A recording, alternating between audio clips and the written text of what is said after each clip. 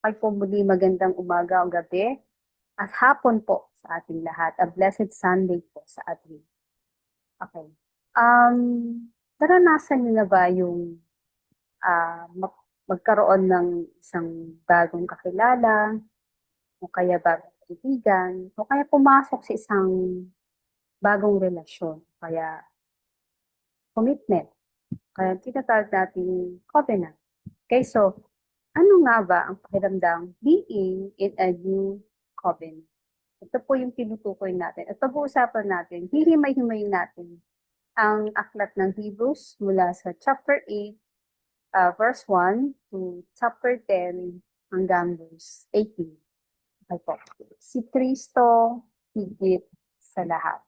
So itong section na to ng Hebrews ay pinagsama-sama ng iba't ibang teksto ng Old Testament structures. Una, the high priesthood, tabernacle, hindi po yung temple, at pangatlo, sacrifice and covenant. So, ang saligan ng gospel, particularly na ang Hebrews, is the presence of the Most High, ay lubhang mapanganib mula na noong pinili nating gawin ang ating sarili sa ating kamahalan sa kaitaasan. Kailangan natin ng apat na factors na ito para maging ligtas sa piling ng Diyos. Amen? So, mediator, o kaya tinatawag natin taga-pamagitan. Ang sabi po sa Hebrews 8, verse 1, we do have such a high priest who sat down at the right hand of the throne of the majesty in heaven. Majesty in heaven. Okay, sabi nga sa Hebrews 8 verse 4, kung siya ay nasa lupa, hindi siya maaaring maging hari, sapagkat mayroon ng mga paring naghahandog ng mga kaloob ayon sa kautusan. Ngunit ang paglilingkod na ipinagkaloob kay Jesus ay higit na dakila kaysa sa ipinagkaloob sa kanila. Dahil siya'y taga-pamagitan ng isang tipan or covenant na higit na mabuti sapagkat ang tipang ito ay nagbabatay sa mas mainam na pangako. Ano nga ba yung gawain ng isang priest sa araw-araw? Okay, meron po silang mahalagang gawain bilang isang saserdote. Ito po yung pangangasiwa sa sakripisyo.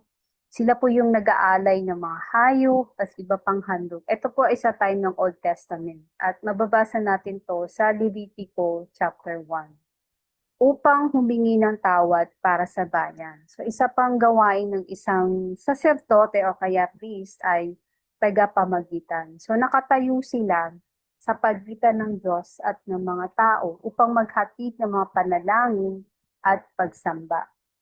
At serbisyo sa templo. So nagsiserve sila sa temple, sa tabernacle. Sila yung nag-aalaga sa holy temple na to at nagsasagawa ng mga ritual na paglilinis. At pang-apat na ginagawa ng mga priest ng time sa Old Testament ay pagtuturo. So tungkulin din nilang ituro sa mga Israelita ang kautusan ng Diyos. At ano naman ang trabaho ng isang priest once a year? The once a year work ng isang priest, sabi nga once a year, meron sila tinatawag na a day of atonement. Ito yung Yom Kippur, sabi nga, the high priest, papasok siya sa most holy place, the Holy of Holies, in the tabernacle or sa temple to offer the blood sacrifices, atonement for his own sins and the sins of the nation. So meron siyang suot na white linen garments at he sprinkled the blood on the seat, in the mercy seat of the Ark of the Covenant. Siya ay umaakto as the mediator between the God and the Israel. Ang tanong, ano ba yung na-achieve nila sa trabaho na nila ito? Ano ba yung na-accomplish nila as a high priest? Okay, as a high priest, accomplish nila yung mediator na role nila. They act as an official intermediary between God and the people of Israel. And pangalawa, yung atonement rituals. Kasi, di ba, piniperform nila yon as essential sacrifices for their sins, including na yung sa kanila. So, isa yung sana achieve nila sa trabaho nila.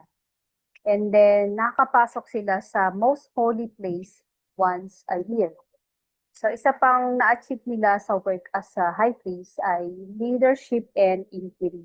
So, they perform essential sacrifices, and as a top religious leader, they oversaw priests and inquired of God using the Urim and Tumim.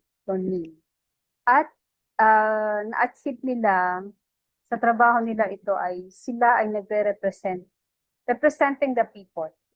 So dinadala nila sa temple, sa trono ng Lord. They brought the concerns and the sins of the people before God. At sa trabaho nila to bilang isang high priest, ano naman yung hindi nila na-achieve? Diba, kung meron kang na-achieve, meron ding hindi na-achieve. At sila rin ay hindi exempted dito. Okay? So una, ang hindi ma-achieve ng mga high priest na ito during the Old Testament ay ang permanent forgiveness. Yung mga sacrifices na ginagawa nila ay hindi kayang tanggalin ang kasalanan forever. Okay? They were merely a shadow of the ultimate and perfect sacrifice. At yung hindi na-achieve ng high priest sa trabaho nila as a high priest ay yung walang lasting solution. Kasi because they were mortal. So, namamatay sila and they could not complete the work. So, nagre-require ng continuous succession of priests. Diba? Pag nawala na yung high priest, may susunod na naman. So, lasting solution ay baga nag-continuous yung succession ng mga priest. At yung isa pa ay hindi nila na-achieve sa high priest ay in perfect consciousness. Ito yung the repetitive nature of the sacrifices showed they could not fully cleanse the conscience of the worshippers. Hindi nila kayang linisin. And direct access. They could only enter the most holy place once a year, and the high priest, siya lang makakapasok, makakagawa nun. Amen. So, naintindihan na natin ano yung nagagawa nila, na-achieve nila sa trabaho nila sa high priest at ano yung hindi nila na-achieve sa trabaho nila ito. At kung babasahin natin sa Hebrews 9, verse 11 to 14, ay naglalarawan ito kay Kristo bilang isang dakilang saserdote, pinakapunong saserdote, the most high, high priest, na pumasok sa mas perfectong tolda sa langit, hindi sa gawa ng tao. At sa pamamagitan ng kanyang sariling dugo, his very own precious blood, at hindi ng mga hayop, nagkamit siya ng walang hanggang katubusan, na naglilinis ng ating budhi mula sa mga maling gawa, mga deadly works, upang makapag-serve tayo sa living God. Amen. So, Jesus is the only high priest, the greatest high priest, the only high priest that we will ever need from now on. He is the high priest of the good things to come. He entered through the greater and more perfect tabernacle. Kaya hindi na kailangan pa for the old covenant with a formerly physical tabernacle. Is now through Jesus Christ, this greater and more perfect tabernacle, not made by hands, that is to say, not of His creation. So, tanong ko lang, kung balik tayo sa isang konteksto ng sino ba yung paborito ang math subject? Kasi ako minado ko, hindi ko talaga gusto ang math. Ever since nung LM at high school, lalo na nung college, akala ko, Wala ng math, pero meron pa rin pala. So, masasabi ko na maski papaano ay pumapasa ako sa subject na to. Pero bilib ako doon sa mga tao na ang galing nag-excel talaga sa subject ng math. Kaya, sa totoo lang, ang formula ng math ay halos the same lang din. At kapag sa discussion, lalo sa mga lessons, may mga question na at examples na minsan minimemorize pa natin paano ito gawin, paano yung solution dito. Kaya lang, pagdating ng exams, ayun na yung trouble. Kasi binibigay sa atin, iba na yung examples, iba na yung question. So kapag hindi mo naiintindihan ang formula, hindi mo talaga siya masasagutan. So, ang mangyayari, manghuhula ka na lang. So, nag-aasa ka na lang, Lord, 50-50, bigyan mo ako ng chance na makapasa. So, manghuhula na lang, gano'n. So, may mga students na, kasi itong test ay, ang exam ay binibigay sa atin para matest kung naintindihan ba ng mga students yung formula at yung lesson. So, pag hindi naintindihan at talagang hirap, manghuhula na lang ng sagot.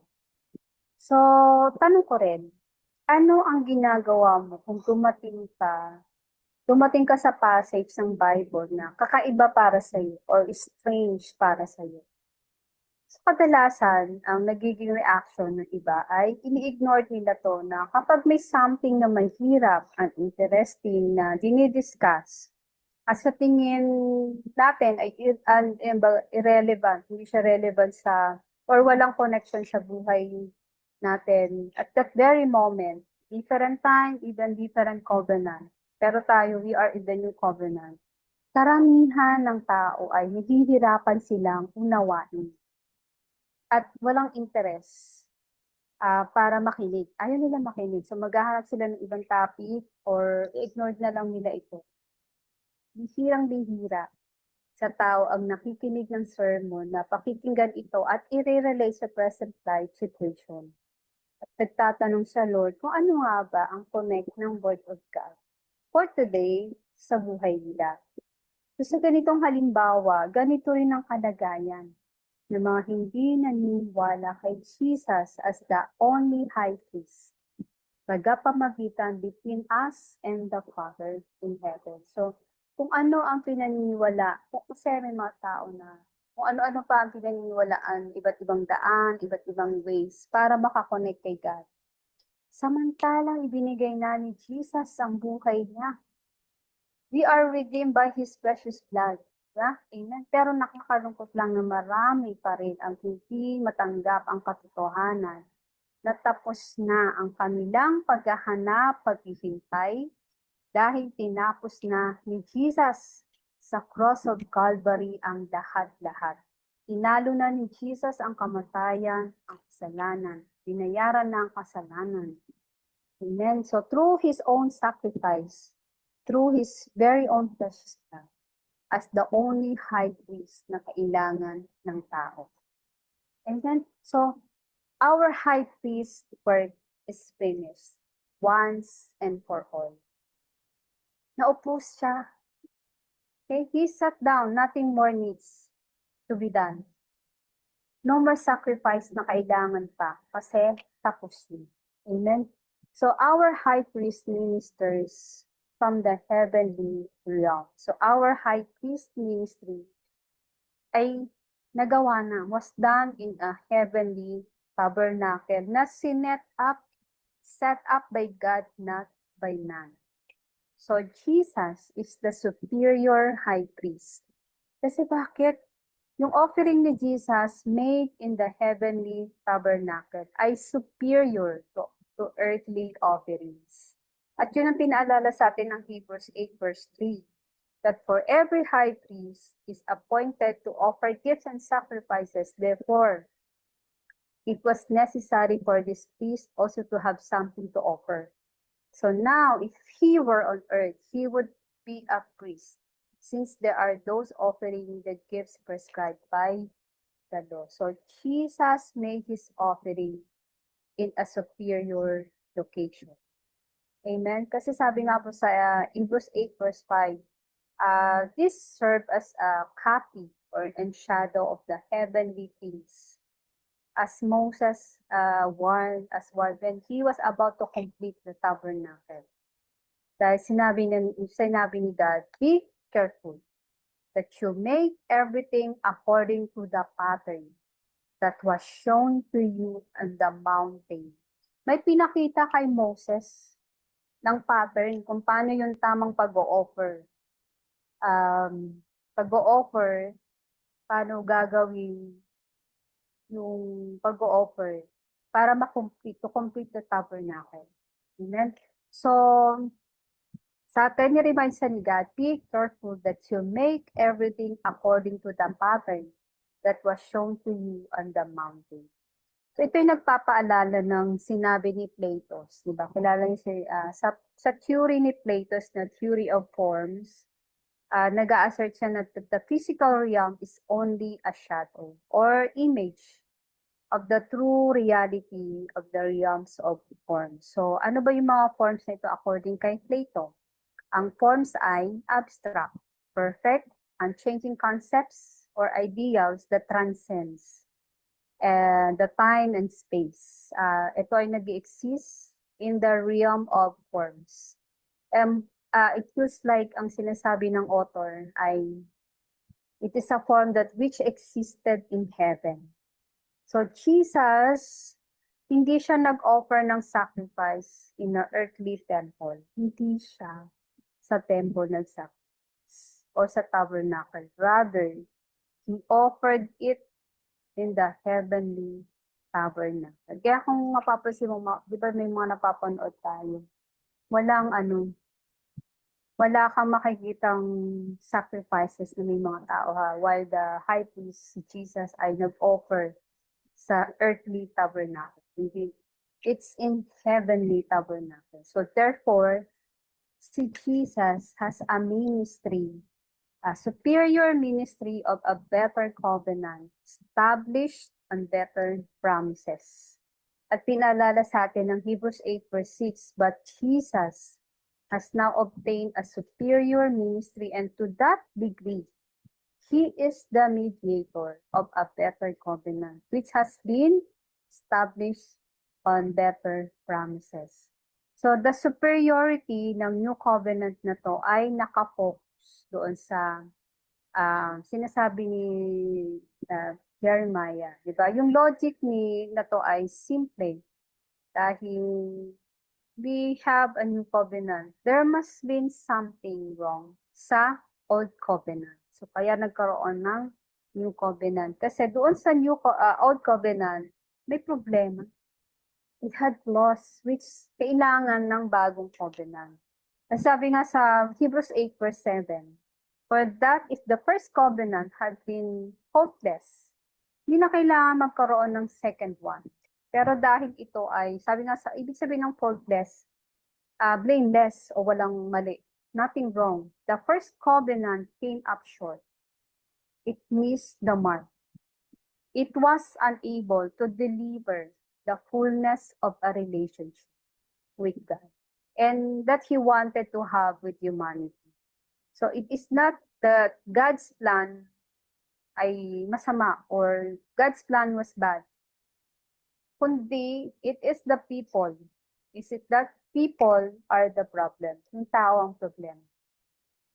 So, the problem with the old covenants ay nag-i-stem ito from the faults of the people. Kasi sabi nga sa Hebrews 8 verse 8, ngunit nakita ng Diyos ang pagkukulang ng kanyang bayan kaya't sinabi, darating ang araw, sabi ng Panginoon, nagagawa ako ng bagong tipan sa bayang Israel at sa bayang Judah. So, may depekto yung old covenant dahil sa kasalanan, sa sinful nature ng tao. Amen. Ngunit nakita ng Diyos ang pagkukulang ng kanyang bayan. Yun ang nakita ng Lord. Kaya sabi niya, darating ang mga araw, sabi ng Lord, gagawa ko ng bagong tipan sa bayang Israel. At hindi ito magiging katulad ng tipang ginawa sa mga ninuno nila nung inilabas sila sa Egypt. Dahil hindi nga sila naging tapat sa kanilang covenant kay Lord, kaya sila'y pinabayaan ng Lord.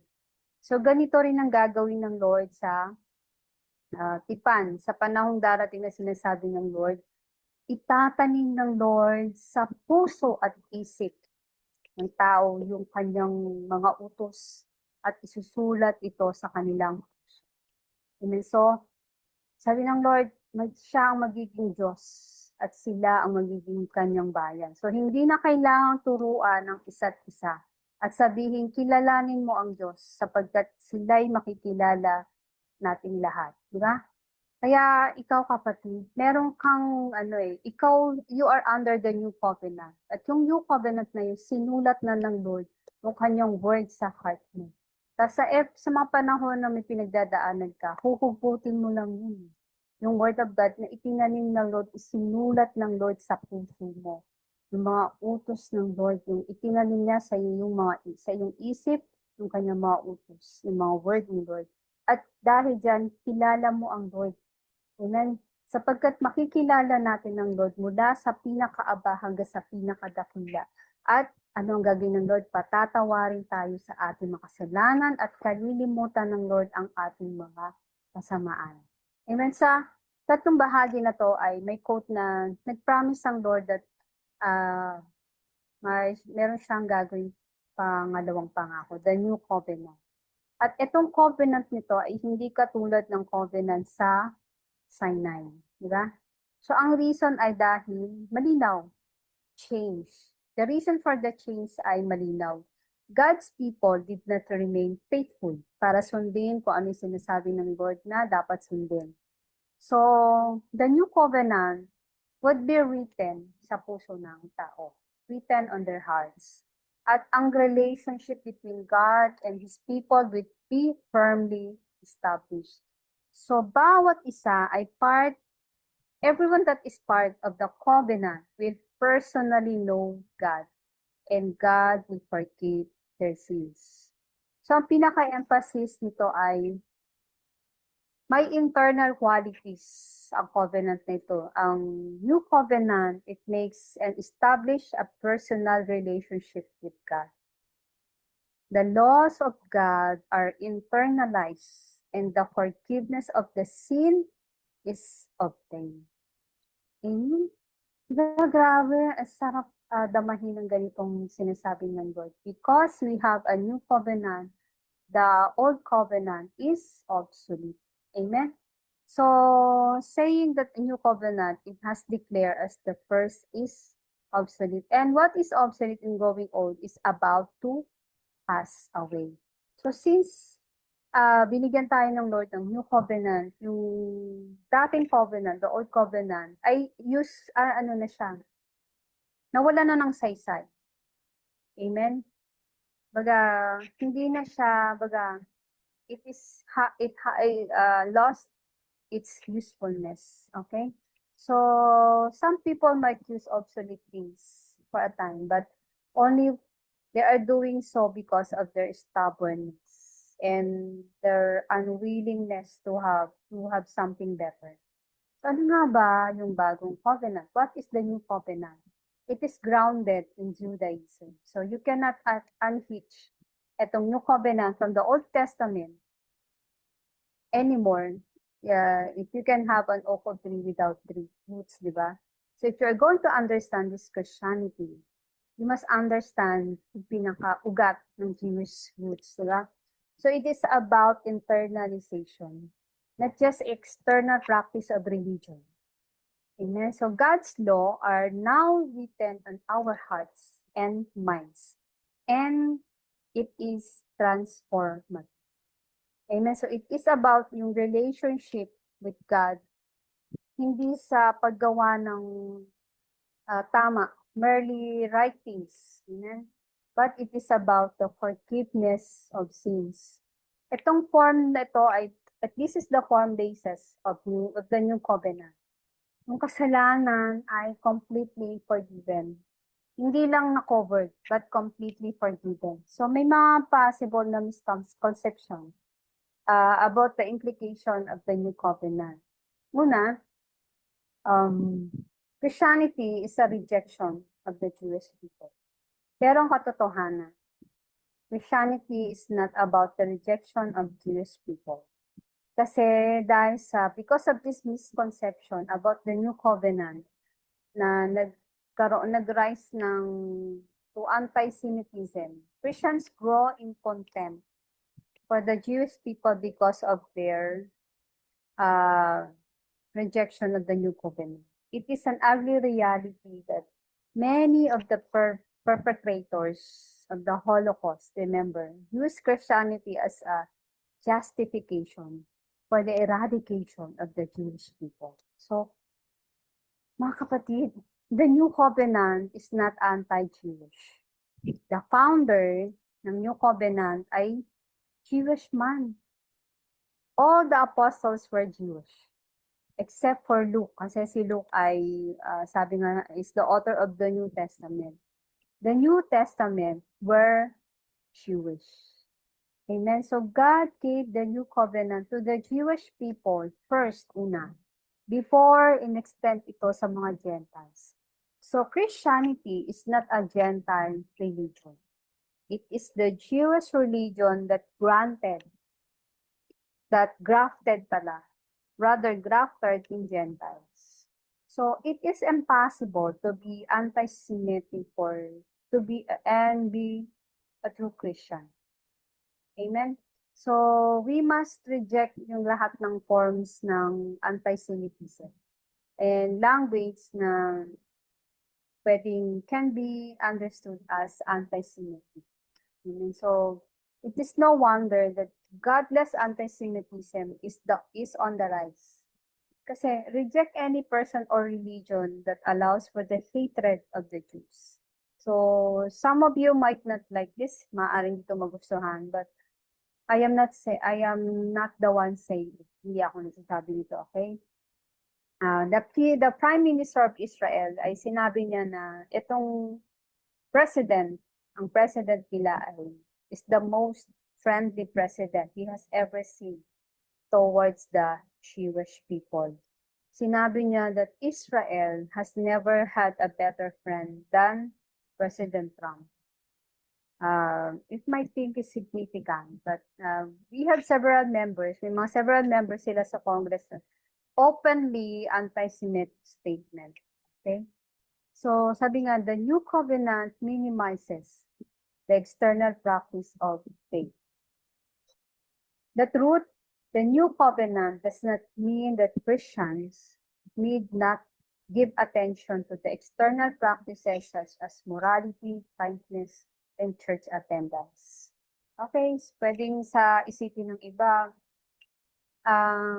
well, kung sinulat ng Lord ang new covenant sa heart ko, then I can just follow my heart. Okay, ito ay isang misunderstanding ng operation ng new covenant. At ang mga writers ng new covenant ay winawarningan tayo sa maling pag-iisip na ganito. Okay? The new covenant implies that it doesn't matter if a Christian sins or not. Well, ang sagot po dyan, ang katotohanan po, the new covenant neither implies that true Christians cease from sin completely, nor provides us with a license to sin. Okay? Ang katotohanan po, ang bagong covenant, ang bagong tipan ay hindi magpapahiwatig na mga tunay na Christian. You and me ay ganap na huminto sa kasalanan o nagbibigay sa atin ng lisensya sa kasalanan. Kaya naman, kapatid, ang paalala sa atin ng Lord, let us be mindful sa ating mga pag-iisip. Okay? Lalo na sinulat na ng Lord ang new covenant sa atin. So, kaya naman kilala natin ng Lord. Nakikilala natin kung ano ang identity natin kay Lord. Ito yung covenant, ito yung kasama doon sa covenant na binigay sa atin. Okay? So, isang paalala sa atin na lagi tayong manangan sa salita ng Lord. Isipin natin, the Word of God is written in our heart. Meron tayong salita ng Lord na sinulat ng Lord sa ating puso. At siya ang ating Diyos at tayo ay ang kanyang bayan. Amen. So bago tayo mag-end, let us pray. Lord, maraming po salamat sa paalala mo sa amin na kami ay iyong kami ay nakapasok sa New Covenant mo, Lord. Ikaw ang aming Diyos at kami ay iyong bayan, O God. Hindi na kailangan turuan ng isa't isa at sabihin na kilalanin ka, O God, sapagkat ikaw ay aming nakikilala mula sa pinakaaba hanggang sa pinakadakila, O Lord, sapagkat pinatawad mo ang aming kasalanan at kinalimutan mo ang aming kasamaan. Salamat, O Father God. Thank you, Jesus. Thank you, Lord. Thank you, Jesus, for the sacrifice. Thank you for the gift of salvation, O God. Thank you, Jesus. Kaya naman, Lord, tinataas ko po sa iyo ang aking mga kapatid. Sila po na naghahanap ng katotohanan, dalangin ko po na sila'y tatagpuin mo, O God, sa mga panahon na sila ay naghahanap ng katotohanan, O God, naway abutin mo rin sila ng iyong biyaya, O God, makilala ka nila, O Lord, at na magkaroon sila ng new covenant sa iyo, O God, ma-open sa kanilang puso, sa kanilang isip, Lord God, ang salita mo maisulat sa kanilang puso, O Lord, at ikaw ay kanilang makilala bilang Diyos, at sila man ay maging iyong bayan, O God. At sila ay makakakilala sa iyo bilang kanilang Panginoon. At sila ay matutupad, Lord, sila ay makakasunod sa iyong kalooban at sila iyong patatawarin sa kanilang kasalanan at kalilimutan mo ang kanilang kasamaan. Thank you, God. Thank you, Jesus. Lord, I pray, blessing po ang mga kapatid ko na kasama sa platform na to, Lord God. Sila po ipagpalay, anuman po ang kanilang pangangailangan, O Lord, ikaw po ang magbibigay nito, O God. And I pray, Lord, sa aking mga kapatid na I pray, Lord, sa kanilang kagalingan, in the name of Jesus.